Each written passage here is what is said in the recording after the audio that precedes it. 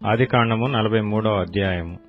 ఆ దేశమందు కరువు భారముగా ఉండెను గనుక వారు ఐగుప్తు నుండి తెచ్చిన ధాన్యము తినివేసిన తరువాత వారి తండ్రి, మీరు మరలా వెళ్లి మన కొరకు కొంచెము ఆహారము కొనుడని వారితో అనగా, యూదా అతని చూచి, ఆ మనుష్యుడు మీ తమ్ముడు మీతో ఉంటేనే గాని మీరు నా ముఖము చూడకూడదని మాతో గట్టిగా చెప్పెను. కాబట్టి నీవు మా తమ్ముని మాతో కూడా పంపిన ఎడల మేము వెళ్లి నీ కొరకు ఆహారము కొందుము. నీవు వానిని పంపనొల్లని ఎడల మేము వెళ్ళము.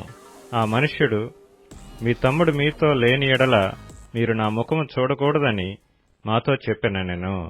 అందుకు ఇశ్రాయేలు, మీకు ఇంకొక సహోదరుడు కలడని మీరు ఆ మనుష్యునితో చెప్పి నాకు ఇంత శ్రమ కలగచేయనేలా అనగా, వారు, ఆ మనుష్యుడు మీ తండ్రి ఇంకా సజీవుడై ఉన్నాడా, మీకు సహోదరుడు ఉన్నాడా అని మమ్మను గూర్చియు మా బంధువులను గూర్చియు ఖండితముగా అడిగినప్పుడు మేము ఆ ప్రశ్నలకు తగినట్టు అతనికి వాస్తవము తెలియచెప్పితిమి. మీ సహోదరుని తీసుకుని రండని అతడు చెప్పునని మాకెట్లు తెలియననిరి. యూదా తన తండ్రి అయిన ఇశ్రాయేలును చూచి, ఆ చిన్నవాణ్ణి నాతో కూడా పంపుము, మేము లేచి వెళ్ళుదుము. అప్పుడు మేమే కాదు, నీవును మా పిల్లలను చావక బ్రతుకుదుము. నేను అతని గూర్చి పూటబడుదును, నీవు అతని గూర్చి నన్ను అడగవలెను. నేను అతని తిరిగి నీ యొద్దకు తీసుకొని వచ్చి నీ ఎదుట నిలవబెట్టని ఎడల ఆ నింద నా మీద ఎల్లప్పుడూ ఉండును. మాకు తడవు కాకపోయిన ఎడల ఈ పాటికి రెండవ మారు తిరిగి వచ్చియుందుమని చెప్పగా, వారి తండ్రి అయిన ఇశ్రాయేలు వారితో, అట్లైనా మీరిలాగు చేయుడి.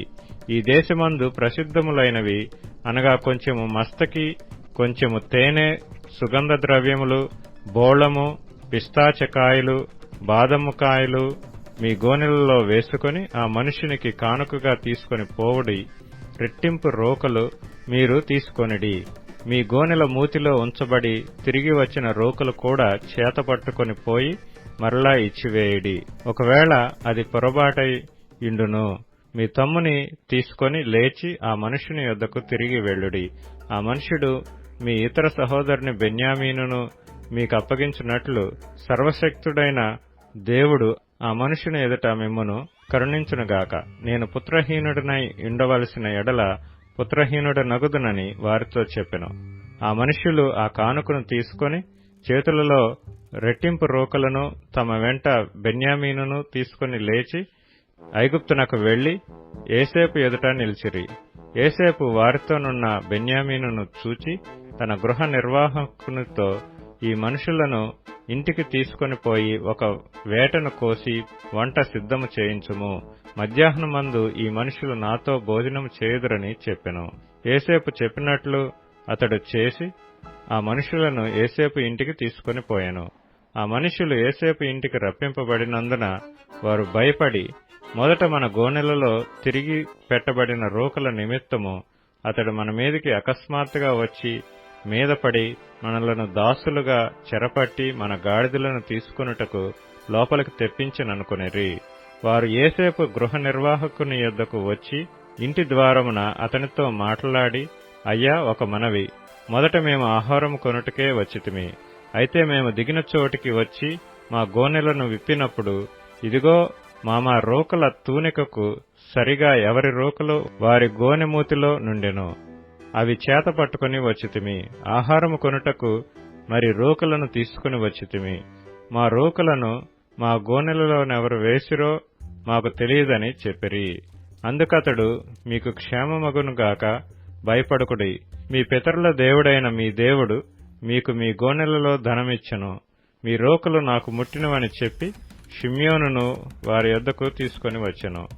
ఆ మనుష్యుడు వారిని ఏసేపు ఇంటికి తీసుకొని వచ్చి వారికి నీళ్లియగా వారు కాళ్లు కడుక్కుకొనిరి. మరియు అతడు వారి గాడిదలకు మేత వేయించెను. అక్కడ తాము భోజనం చేయవలనని వినిరి గనుక మధ్యాహ్నమందు ఏసేపు వచ్చు వేళకు తమ కానుకను సిద్ధము చేసిరి. ఏసేపు ఇంటికి వచ్చినప్పుడు వారు తమ చేతులలోనున్న కానుకను ఇంటిలోనికి తెచ్చి అతనికిచ్చి అతనికి నేలను సాగిలపడిరి.